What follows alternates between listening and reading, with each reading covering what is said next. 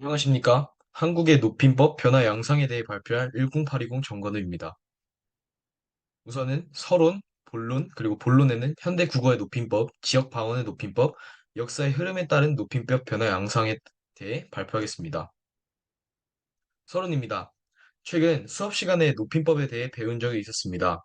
객체, 주체, 상대 등 말하는 이가 높이는 대상을 중심으로 공부했었는데, 현대 높임법에 대해 자세히 알아볼 수 있었던 시간이었습니다.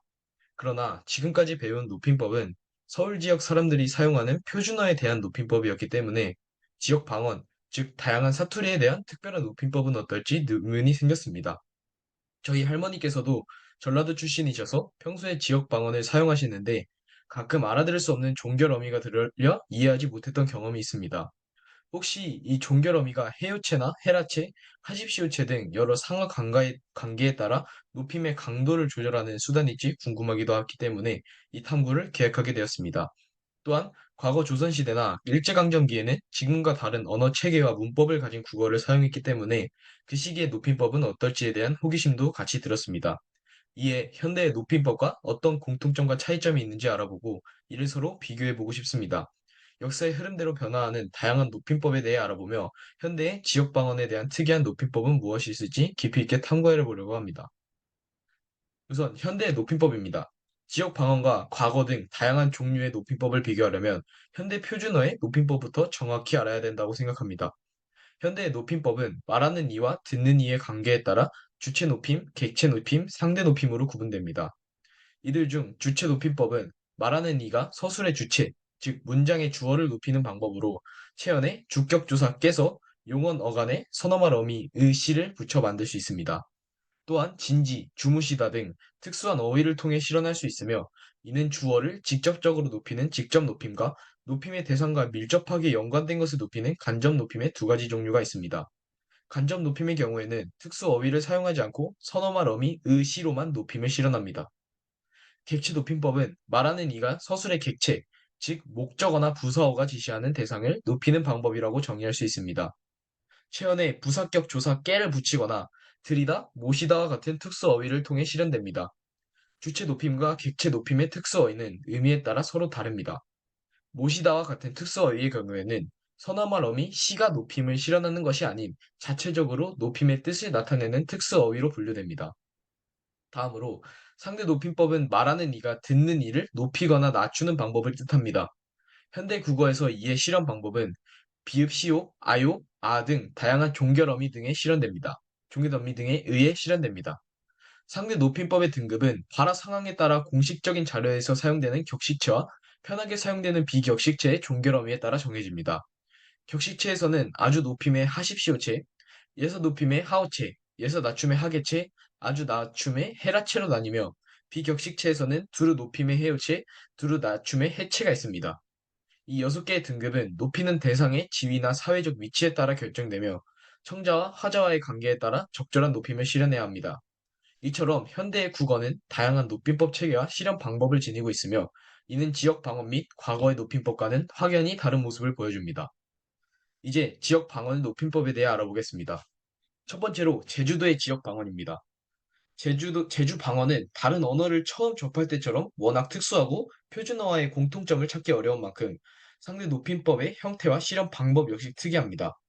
그 예시로 제주 방언의 상대 높임 선어말 어미 의우와 수를 들 수 있습니다. 그는 밥 먹었수다. 그는 밥 먹으우다 라는 문장에서도 확인해 볼 수 있습니다. 우와 수의 차이는 발음의 자연스러움 때문에 시상 선어말 어미 형태가 자음으로 끝나면 우가 아닌 수가 쓰인다는 특징이 있습니다.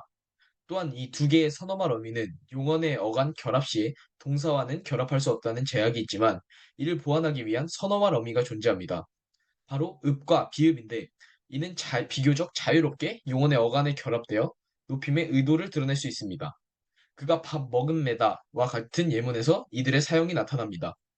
다음으로 알아볼 상대 높임의 형태는 맞음, 양, 예입니다. 이들은 높임 보조사의 성격을 가지며 그도 잘, 밥 잘, 하염써, 맞음, 양, 예 등 예문에서 맞음, 양, 예와 같은 제주 방언의 높임 보조사가 존대, 마이너스 존대 또는 플러스 존대의 성격을 부여해준다는 것을 알 수 있습니다. 의문형 종결어미 꽈도 제주 방언의 상대 높임을 실현해줍니다. 일반적으로 과는 플러스 존대 자질이 부여된 문장에서 의문형 종결어미로 쓰이고 있습니다. 전체적으로는 제주 방언에 사용되는 의문형 종결어미의 대표적 형태로 가, 까가 주로 사용되며 지역, 성별, 나이, 계급에 따라 과, 과 또는 광, 꽝으로 발화되기도 합니다. 이처럼 다양한 제주 방언의 사용으로 높임의 실현이 가능하지만 제주도에는 세 가지 별도의 상대 높임법 등급 체계가 존재합니다. 바로 합서체와 하라체, 하여체입니다. 합서체는 플러스 존대 자질을 가진 현대의 하십시오체와 해여체에 해당하고 헤라체와 해체는 마이너스 존대의 하라체로 분류할 수 있습니다. 또한 하여체는 플러스 마이너스 존대의 하계체와 하우체를 해어체로 나타낼 수 있습니다. 이들에게는 비격식체와 격식체의 구분이 어렵고 높임의 강도를 나타내기 힘들다는 특징이 있지만 현대의 국어와는 다른 세 가지의 상대 높임법 체계를 알아볼 수 있으며 제주 방언에 대한 연구도 활발하게 진행시킬 수 있는 귀중한 자료입니다. 다음으로 알아볼 지역 방언은 전라도의 지역 방언입니다. 전라도 지역 방언의 높임 등급 체계는 허시호체, 허소체, 헤라체 순으로 나타납니다. 전라도의 허소체는 표준어의 하오체, 하계체에 대응하지만 조금 다른 점도 존재하는데요. 허소체는 현대에서 사용의 빈도가 낮은 하오체, 하계체보다 쓰임의 범위가 넓고 활발한 사용이 이루어져서 쇠퇴의 기미가 보이지 않는다는 점 때문입니다. 또한 이는 청년층에서 친밀감의 표현으로도 사용되며 다양한 활용 요소를 가진다는 특징이 있습니다. 허시오체는 하오체를 포괄하면서 하십시오체까지 도달할 수 있는 등급의 높임법입니다. 허시오체 역시 현대의 하오체, 하십시오체를 포괄하므로 허소체와 비슷하게 활용 범위가 굉장히 넓다는 사실을 알 수 있습니다. 이 말투에 속하는 형태로는 비읍니다, 비읍디다, 비읍디까, 비읍니까, 으시오, 시라, 비읍시다 등이 있습니다. 특히 으시오 형태는 허시오체의 가장 특징적인 어미입니다. 의문형 어미, 명령형 어미, 청유법 어미, 평서법 어미 등 다양한 활용처를 가진 어미라고 할 수 있습니다. 다음으로 차별별 전라도 방언의 헤라체에서는 표준어의 헤라체와는 조금 다른 형태를 볼 수 있습니다. 예를 들어 중앙의 거라는 방언형으로 기라로 변형되며 중앙의 보대에 해당되는 갑대 등 다양한 변형이 나타납니다. 앞에서 살펴본 다양한 사례처럼 전국의 방언은 각각 특이한 높임 실현 방법과 구분 체계를 가지고 있으며 이는 한국 높임법에 대한 소중한 자산입니다.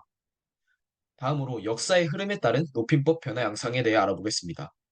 첫 번째로 조선시대의 높임법입니다. 한글의 시초는 훈민정음으로 세종대왕 시기에 창제되었다는 사실은 대한민국 국민이라면 누구나 알고 있을 것입니다. 그렇기에 신분제와 유교의 영향력이 강했던 조선은 우더른 또는 신분이 높은 왕이나 양반을 공경하는 사상이 나라 전체에 자리 잡았고 이에 자연스럽게 높임법도 발전하게 되었습니다. 중세 조선시대의 높임법 역시 주체 높임, 상대 높임, 객체 높임으로 나뉩니다. 주체 높임은 굉장히 간단합니다. 현대의 주체 높임 실현 방안인 선어말 어미 의시 대신 샤 또는 시를 이용하면 됩니다. 샤는 모음 어미 앞에서 사용되며 반면에 시는 자음 어미 앞에서 쓰입니다. 예시로 미드샷다와 가신다 등을 들 수 있습니다. 미드샷다는 밋, 으, 샤, 앗, 다로 구성되며 가신다는 가, 시, 니은, 다로 구성됩니다. 이처럼 조선시대의 주체 높임법은 현대와는 조금 다른 선어말 어미들을 통해 실현됩니다. 중세 국어의 상대 높임은 현대 국어와는 다르게 선어말 어미를 통해서 실현될 수 있습니다. 바로 이와 it입니다. 이는 평서형 문장에서 사용되며 하나이다, 하십니다와 같은 상황에서 쓰였습니다. 반면 it은 의문형 문장에서 사용되었으며 하나 있고 그 뜻은 하십니까입니다. 와 같은 상황에서 적절하였다고 합니다. 중세 국어 상대 높임법은 하쇼셔체, 하야셔체, 반말과 하라체로 구분됩니다. 하쇼셔체는 상대를 매우 높이는 높임법으로 현대 하십시오체에 해당됩니다. 평서형은 의이다, 명령형은 쇼셔, 청유형은 사이다의 형태로 나타납니다. 이쯤에서 의문형의 형태는 어떠할지 궁금할 것입니다. 중세의 상대 높임법은 현대의 등급 기준에서 하나의 기준이 더 추가됩니다. 이는 바로 의문문의 종류가 판정 의문문인지 설명 의문문인지에 따라 어미가 구분된다는 점입니다. 판정 의문문은 답변을 네, 아니오로 답할 수 있는 의문문을 말하며 설명 의문문은 답변을 네, 아니오로 한정 지을 수 없고 추가 설명이 필요한 의문문을 뜻합니다. 하쇼셔체의 판정 의문문은 니리 입가의 형태로 설명 의문문은 니리 입고와 같이 쓰인다는 특징이 있습니다. 다음은 하야셔체입니다. 이는 현대의 하오체나 하계체처럼 크게 높이지도 낮추지도 않는 높임법이라는 특징이 있습니다. 하야셔체의 특징 평서형은 이응다, 판정 의문문과 설명 의문문을 포함한 의문형은 시읒가 아 또는 은입가, 명령형은 아시어로 나타나며 청유형은 존재하지 않습니다. 반말은 하나체보다는 약한 상대 낮춤 어미로 현대 하계체 정도의 느낌을 가집니다. 반말의 평서형은 은이, 을이, 의문형은 은이, 을이, 명령형은 고라의 모습을 가지며 마찬가지로 청유형의 형태는 나타나지 않습니다. 마지막 하라체는 가장 강한 아주 낮춤의 의미를 가지며 현대의 헤라체 또는 해체와 비슷한 뉘앙스의 문체입니다. 위 세 개의 등급과 같이 문장의 형태에 따른 어미의 모습을 알아보자면 평서형은 다, 판정 의문문은 니야, 여, 리야, 려, 설명 의문문은 니오, 뇨, 리오, 료, 명령형은 라, 청유형에서는 저의 모습을 확인할 수 있습니다. 마지막으로 중세 국어의 객체 높임법에 대해 탐구하겠습니다. 이 역시 현대와는 다르게 객체 높임의 실현을 위해서는 사용하는 선어말 어미가 존재합니다. 이 선어말 어미는 어감 발음 조건에 따라 형태가 달라지는데 기역, 비읍, 시읒, 티읕일 때는 삽, 디귿, 지읒, 치읓일 때는 잡, 어감 발음이 모음이나 니은, 미음, 리을일 때는 반치음하고 압이 사용되었습니다.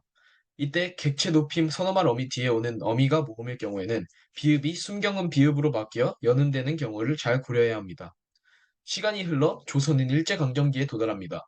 일제강점기란 일제에게 나라를 빼앗긴 1910년부터 해방된 1945년까지의 민족순환기입니다. 그때 당시 일제는 우리나라 사람들의 성실을 개명하게 하고 강제적으로 일본어를 사용하게 하는 등 민족의 문화와 언어를 탄압하였습니다.